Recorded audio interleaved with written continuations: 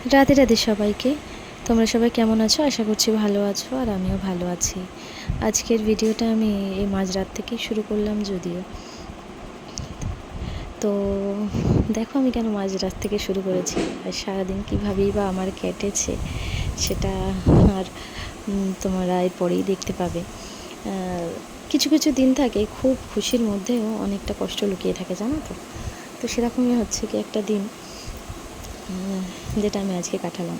জীবনের first time এরকম দিন আমার গেছে যেখানে খুশি হওয়ার সাথে সাথে মনের কোথাও একটা অনেকটা খারাপ লাগা, অনেকটা কষ্টও যেন লুকিয়েছিল। যাই হোক, সকালবেলায় আমি তার সবাইকার জন্য রান্নাঘরে চলে এসেছিলাম। আজকের দিনটা কিন্তু অনেকটাই মেঘলা মেঘলা ছিল। রাতের বেলার দিকে যদিও অল্প অল্প ঝিরিঝিরি বৃষ্টি হচ্ছিল, তো সকালে আমি রুটি তরকারি করে দেওয়ার পরে রান্নাঘরের কাজবাজ মোটামুটি গুছিয়ে নিয়েছিলাম। আর আমি আমার রান্নার মধ্যে বলতে গেলে আলুর তরকারি আর ভাত করেছিলাম, ডাল ছিল আর আলু ভেজেছিলাম, ঠিক আছে। তো এইসব করে আমি আমার ঘরের কাজবাজ করে রান্নাঘরের কাজ মোটামুটি গুছিয়ে বাসন কোসন ধুয়ে ধায়ে রেখে দিয়েছিলাম। তো তারপরে আমি স্নান টান করেছিলাম। জানো তো, আজকে আমার কাছে একটা বিশেষ দিন। আর আমার থেকেও বিশেষ দিন হয়তো আমার বাবা মা বোনের কাছে। আমি এই প্রথম তাদের থেকে এতটা দূরে। চলো বিকেলে তোমাদের সাথে এসে শেয়ার করব আমি কি বিশেষ দিনের কথা বলছি বা বা কিছু। আমি আপাতত স্নান করে নিই আর খাওয়া দাওয়া করে একটুখানি শোবো ভাবছি। তো তারপরে এসে বিকেলে আমি তোমাদের সাথে এসে কথা বলছি, ঠিক আছে? সাথে থাকো, দেখতে থাকো। ঘুম থেকে উঠে আমি গা ধুয়ে নিয়েছি। গা ধোয়া নয়, বলতে গেলে এক প্রকারের স্নান। সকালে যখন আমি স্নান করি তখন আমি শ্যাম্পু করিনি, কারণ জলের একটু সমস্যা ছিল, তো ওই জন্য আমি তখন শ্যাম্পু করিনি। এখন মোটরটা চালিয়ে তারপরে আমি শ্যাম্পু করলাম। আর ঘুমটা আজকে আসছিল না, অনেক কষ্ট করেই ঘুমানো। তোমাদেরকে বলেছিলাম যে আজকে একটা স্পেশাল দিন, সেটা আমার থেকেও স্পেশাল হয়তো আমার বাবা মার জন্য বেশি। সেটা হচ্ছে গিয়ে আজকে আমার জন্মদিন। তো এতগুলো বছরে এটা ফার্স্ট টাইম যেখানে আমার বাড়ির মানে আমার বাবা মা বোন আমার সাথে নেই। মানে বাবা মা বোনের মধ্যে কেউই আমার সাথে নেই। বিয়ে হয়েছে এর আগের বছরও জন্মদিন যদিও এখানেই পালন হয়েছিল, কিন্তু তখন আমার বোন ছিল এখানে আমার সাথে। যদিও আগেরবারও বায়না করছিল যে তার আগেও চলে যাবে, বাট আমি বলেছিলাম আমার বাড়ির কেউই থাকবে না, তুমি অ্যাটলিস্ট সেদিনটা থেকে তারপরে যেও। তো 3 তারিখটা কাটিয়ে 5, 6 তারিখ, 3, 4, 5 থেকে 6 তারিখেও গেছিলো এখান থেকে। তো ও থাকা মানে আমার বলতে গেলে বাপের বাড়ির অন্য কোনো কিছুর দিকে অতটা টান থাকে না, হয়তো বাবা মা যতটা আমার কাছে, ও একাই হয়তো ততটা। তো ও ছিল বলে হয়তো বাবা মাকে অতটা মিস করিনি। হ্যাঁ, মিস করেছে অবশ্যই, কিন্তু এইবার ও তো নেই। আর ওই জন্য আমি না সকাল থেকেই প্রচণ্ড ভেঙে পড়ছিলাম, আমার খারাপ লাগছিল। এমন নয় যে এখানে কেউ উইশ করেনি, এখানে সবাইও রয়েছে, উইশ করেছে, ননদ যা সবাই ফোন করেছে যারা সামনাসামনি নেই, কিন্তু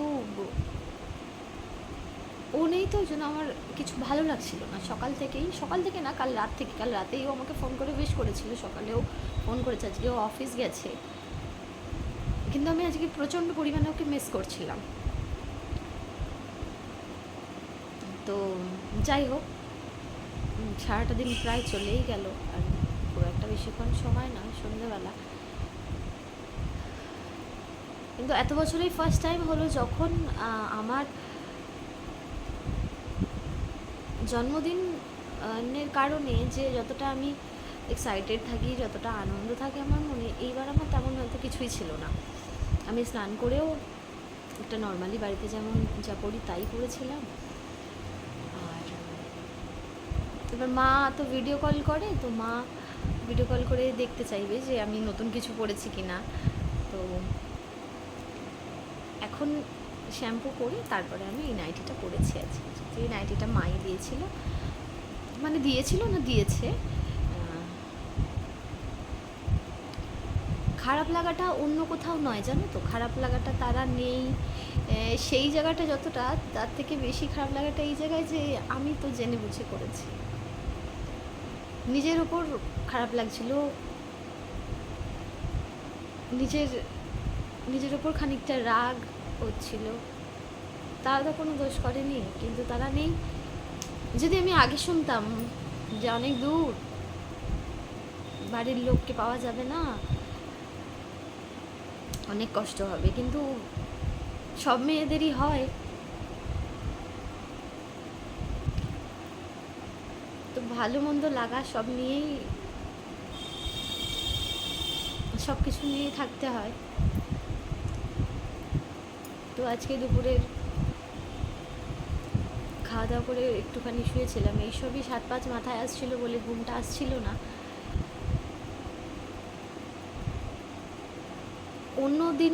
অন্য দিনগুলো যেমন কাটে হয়তো তেমনই কেটেছে। হ্যাঁ, আমি জানি আজকে আমার জন্মদিন, সবাই অনেক খুশি উইশ করছে, কিন্তু আমার সবাই উইশ করছে বটে, কিন্তু আমার মনের কোথাও একটা অনেকটা কষ্ট, অনেকটা খারাপ লাগা সেটা রয়েছে। আজকে বাবা অন্যবারও বাবা ডিউটি থেকেই ফোন করে, সকালবেলা মর্নিংয়ে ডিউটি যায় তো সকালে ফোন করে, বাট তখন তো বাড়িতে থাকি, তখন জিজ্ঞাসা করে মা কি খাবে, বা এরকম কিছু, যেমন হয়তো সব বাবা মাই তার ছেলে মেয়েদের জিজ্ঞাসা করে, এরকম জিজ্ঞাসা করে।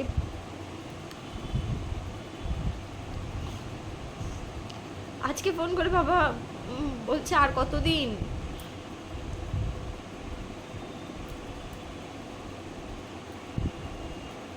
বললাম বাবা এখনো একটু সময় আছে, এই তো সবে এলাম, এখনো তো 3 মাস। বলছে 3 মাস কেন, 2 মাস জানতাম। তাদের ওখানে মন টেকে না।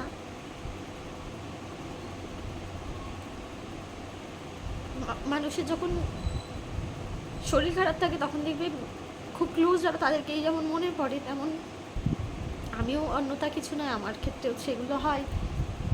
আর এরকম বিশেষ কোনো দিন থাকলে তখন মনে হয় কাছের মানুষগুলো কাছে থাকলে বা সামনে থাকলে খুশিটা হয়তো অনেক। খুশির মানে এটা হয় না যে আমি কি পেলাম বা কিছু, তারা সামনে থাকে, তারা অনেক খুশি হয়। কিন্তু জীবনের ফার্স্ট টাইম যে আমি এভাবে একা, দেখো অন্য অন্য টাইমগুলো যা হয়েছে, যখনই হতো বোন হয়তো ছুটি নিত বা স্কুল কলেজ যখন যেত তখন যেত না স্কুল কলেজে, রাতের বেলায় কেক কাটা হতো, তো যাই হোক অ্যাটলিস্ট সারাদিন কথাবার্তা এইসবের মধ্যে দিয়ে যেত। কিন্তু এইবার তো আর এখানে তো আমার বাবা মা বোন নেই, আর যে কোনো কাউকে আটকানো যায় না। কর্তামশাইয়ের তারও অফিস, আমি তাকে এটা বলে আটকাতে পারি না যে আমার জন্মদিন তুমি অফিস যাবে না, এটা প্রচণ্ড বোকা বোকা লাগে। কিন্তু বোনের ক্ষেত্রে আমি আটকে দিতে পারতাম, আমি আটকাতাম না, তুমি তো এখানে যাবে না, তুমি কোথাও গেলেও সেখান থেকেও আগে আগে চলে আসবে, এরকম একটা ব্যাপার। আর বাবার মর্নিং ডিউটি থাকতো, বাবা তো দুপুরে চলেই আসতো, মা সাথে থাকা। জীবনের আমার ফার্স্ট এমন বার্থডে গেল যেটা প্রচণ্ড বোরিং গেল, বোরিং থেকে যেমন তেমন, যেটা খুব একা একা গেল। বিয়ের পরে শ্বশুরবাড়ি সব কিছু হলেও সব মেয়েদেরই মনে হয় তো বাপের বাড়ি চায়, বাবা মা বোন এদের সবাইকে নিয়ে অনেক একটা সফট কর্নার থাকে। তো এইসব আমারও আছে। আজকে শুধু আমার জন্মদিন বললে তো হয় না, সেটা আমি আমার বাবা মার ক্ষেত্রে এটা বলেছিলাম, কারণ আমি আসার পরে তাদের বাবা মা, তারা বাবা মা হলো, তারা একটা অন্য লাইফ তাদেরও স্টার্ট হলো, তাদের কাছেও আজকে দিনটা অনেক গুরুত্বপূর্ণ।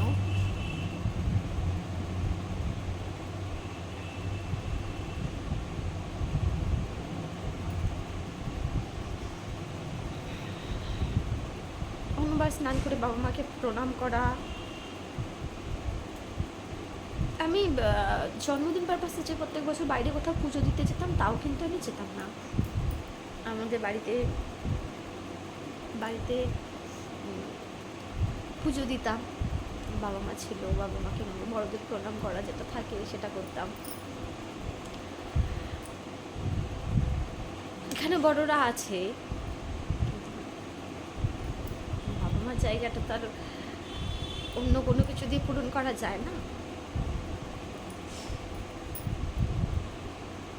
যাই হোক, রাধা গোবিন্দ যা করে ভালোই করে, ভালোই করেছে। হয়তো এত বছর বাবা মার সাথে থেকেছি বলে হয়তো তাদের এতটা পরিমাণে মনে করতে পারিনি, মনে হয়নি, কারণ তারা সামনেই থেকেছে। এই বছর তারা সামনে নেই, তো তাদের কথা খুব মনে পড়ছে।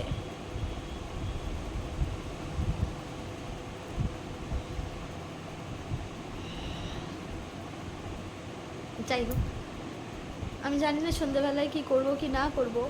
আমার এখনো চুড়িটাও ভিজা। ভাবলাম তোমাদের সাথে কথা বলবো, বলেছিলাম কি বিশেষ দিন, তো আমার থেকেও বেশি বিশেষ দিন তাদের কাছে, বাবা মার কাছে।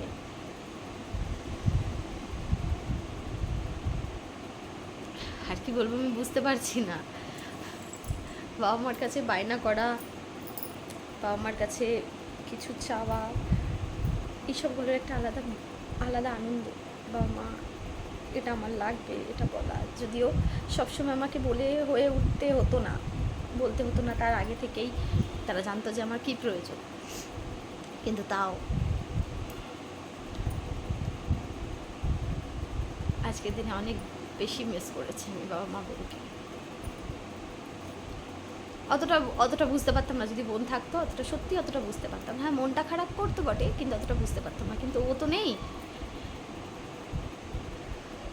ও এমন একটা পার্সন যার মধ্যে আমি বাবা মা দুজনকেই খুঁজে পাই। ওর সাহসী আমার বড় সাহস। আমার মনে হয় না যে ও যেখানে থাকবে সেখানে আমি নিজেকে লোনলি ফিল করব, বা আমার অন্য কিছু দরকার বলে মনে করব। তো ও নেই বলে বেশি সমস্যা আমার, ওর প্রতি বেশি যেন খারাপটা লাগছে। ও থাকলে আমার খারাপটা লাগতো না এতটা। যাই হোক, সব কিছু শেষে একটা কথাই আমি বলতে চাই, আমি খুব মিস করেছি আজকে তোমাদেরকে।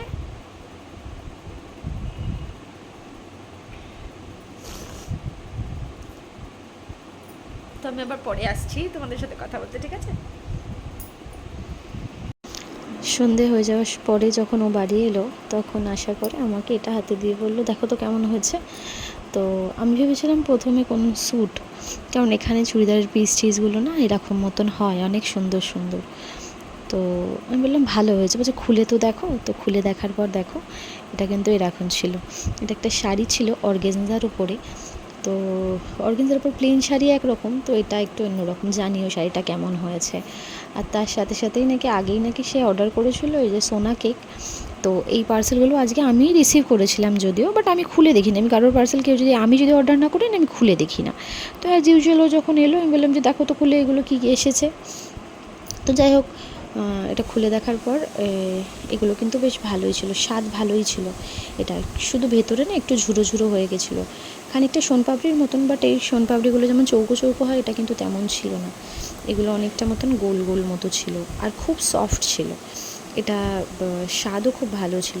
যাই হোক, এটার সাথে সাথে আমি পেলাম এটা, যেটা আমার খুব পছন্দ হয়। আমার মতো নিশ্চয়ই অনেকেরই এটা ভালো লাগে। এগুলো যখন চটচট করে ফাটে আমার খুব ভালো লাগে, আর আমি এটার ভেতরে একটাও শেষ রাখি না, সব ফাটিয়ে দিই। তো এগুলো নিয়ে অনেকক্ষণ বসেছিলাম, বসে এগুলোকে ফাটাচ্ছিলাম।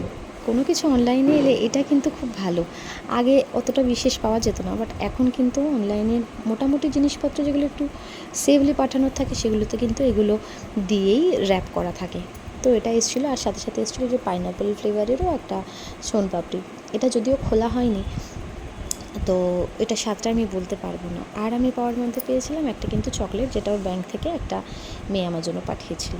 আর এটা এসছে, এটা কী বেশ নামটা কোনো জায়গায় লিকেজ হলে, ওয়াটার লিকেজ হলে সেটাকে কিন্তু অ্যাপক্সি, হ্যাঁ অ্যাপক্সি, কোনো জায়গায় ওয়াটার লিকেজ হলে সেই জায়গাটাতে দিয়ে দিতে হয়। এটার কোয়ান্টিটিটা কতটুকু দেখো, 300 গ্রামের, কিন্তু 499 ছিল। একটা ব্রাশ দিয়েছিল, একটা ছোট্ট মানে ফেস প্যাক লাগানোর মতন ব্রাশ। আমি জানি না এটা কতটা কি ওয়ার্ক করবে, কিন্তু বলছিল নাকি এটা খুব ভালো ওয়ার্ক করে। এখানে ম্যাক্সিমাম বাড়িরই না ওপরে, জানি না কেন, ছাদের উপরে ক্র্যাক পড়ে। যদিও আমাদের এই বাড়িতে নেই, কিন্তু অনেকের বাড়িতে এই সমস্যা। দেখো ওইটুখানি ব্রাশ, এই সমস্যা, ওই জন্য। তো এইসব খোলা টোলা হয়ে যাওয়ার পরে তারপরে আমাদের সন্ধে হয়ে গেছিলো। তখন আমি রেডি হয়েছিলাম, কারণ রাতের বেলার খাবার আনতে যাওয়ার কথা হয়েছিল। তো ওই জন্য বললো চলো তাহলে তুমিও চলো। আর আমি তোমাদেরকে এখানে দেখাচ্ছিলাম আমি যে তিলক পরেছিলাম। ইচ্ছা আছে রেগুলার পরার। আগে কিছুদিন রেগুলার পরছিলামও জানো তো, কিন্তু কয়েকদিন এই হজবরল শিডিউলের মধ্যে আমি এটা মানে মাথা থেকে বেরিয়ে গেছিলো, স্কিপ করে যাচ্ছিলাম। তো যাই হোক, মোটামুটি রেডি হয়ে আমি গেছিলাম আবার সে তারামণ্ডলের ওখানে যাওয়ার একমাত্র রিজন অন্য কিছু ঘোরা নয়, এখানে দাঁড়িয়ে থাকা। এখানের ফিলটা খুব ভালো আসছিলো, প্রচণ্ড হাওয়া দিচ্ছিলো। এটা একটা লেক হওয়া সত্ত্বেও লেকের জল যে এতটা মানে ঢেউ হতে পারে সেটা না দেখালে, মানে না দেখলে বিশ্বাস হবে না। এ দেখো, দেখতে পাচ্ছ, এখানে দাঁড়িয়ে অনেকটা না দীঘার মতো ফিল আসছিলো আমার। আমি দীঘা গেছি বহু বছর হয়ে গেল, তারপরে আর এখন তো অনেক বছর যাই না, আমি এখন বলতে পারবো না, বাট আমার এখানে দেখে কিন্তু এরকম লাগছিলো। দেখো এই জায়গাটার ভিউটা দেখো।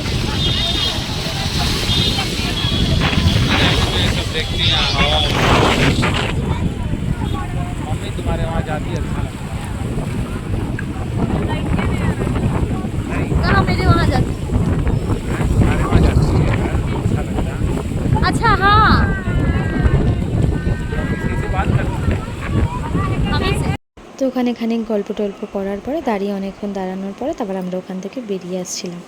বেরিয়ে আসার সময় দেখো এই পাশের গাছপালাগুলো দেখলে বুঝতে পারবে কী পরিমাণে হাওয়া দিচ্ছিল। এখন কিন্তু রেগুলার এই হাওয়ার কারণে হয়তো এখানে ভিড়টা একটু বেশিই হচ্ছে। সবাই কী সুন্দর দেখো রেলিংয়ের উপর বসে রয়েছে। এই জায়গাটায় তাহলে আমরাও বুঝি একটু বসতে পারতাম, বাট আমরা এমন জায়গায় দাঁড়িয়েছিলাম, প্লেন রেলিং ছিল বলে আমরা একটু বসতে পারিনি, আমরা দাঁড়িয়েই ছিলাম। এখানে দাঁড়িয়ে আমার খুব ভালো লাগছিলো, আমার বাড়ির কথা মনে পড়ছিলো, গঙ্গার ধারে যেমন আমরা বসে হাওয়া টাওয়া খেতাম সেগুলোর কথা মনে পড়ছিলো। দেখতে পাচ্ছ একটা মানুষ মানে লিটারেলি মানুষকে ধাক্কা দেওয়ার মতন এত হাওয়া দিচ্ছিলো। গাছপালাগুলো দেখলে বুঝতে পারবে, এক জায়গায় একটা গাছ ভেঙে পর্যন্ত গেছে। আমি ওটা ক্লিপ নিতে গিয়ে তখন আমাদের গাড়িটা এগিয়ে চলে এসেছিলো বলে আমি ক্লিপটা নিতে পারিনি। এবার এখান থেকে আমরা যাচ্ছিলাম যেখান থেকে আমরা খাবার নেব সেই জায়গায়। এই রাস্তাটা অনেকটা ভিড় তো, আর এখানে গোল করে মানে এক পাশ থেকে ঢুকলে অন্য পাশ থেকে বেরিয়ে আবার সিটির ভেতরে চলে যাওয়া যায়। এটা একটু মানে সিটির এক সাইডে বলতে গেলে, ওই জন্য। আর এখানের রাস্তাঘাটগুলো অনেকটা চওড়া, কিন্তু অনেকটা চওড়া হলেও এখানে দেখো এরকম মানে গাড়ি বাস চলে। তো যাই হোক, আমরা যেখানে খাবার নিতে এসেছিলাম সেখানে চলে এসেছি। সামনের এটার নামটা বেশ কি একটা হোটেল ছিল, হ্যাঁ শিবয় হোটেল। তো এই হোটেলটা এর আগে আমি হোটেলটার নাম শুনেছিলাম, আমি অতটা খেয়াল করিনি। আজকে খেয়াল করে দেখলাম, ভাবলাম যে আমি যখন খেয়াল করলাম তোমাদের সাথে শেয়ার করি।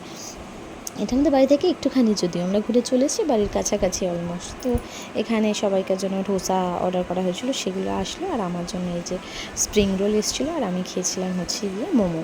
এগুলো সব ভেজ খাবার, নন ভেজ খাবার কিন্তু নয়। তো যাই হোক, এখানে খাওয়া দাওয়া করে তারপরে উপরে খানিকক্ষণ বসে তারপর আমি আবার নিচে চলে এসেছিলাম। ভিডিওটা ভালো লাগলে like share comment and subscribe করে দিও, পাশে থাকা বেল আইকনটা প্রেস করে দিও।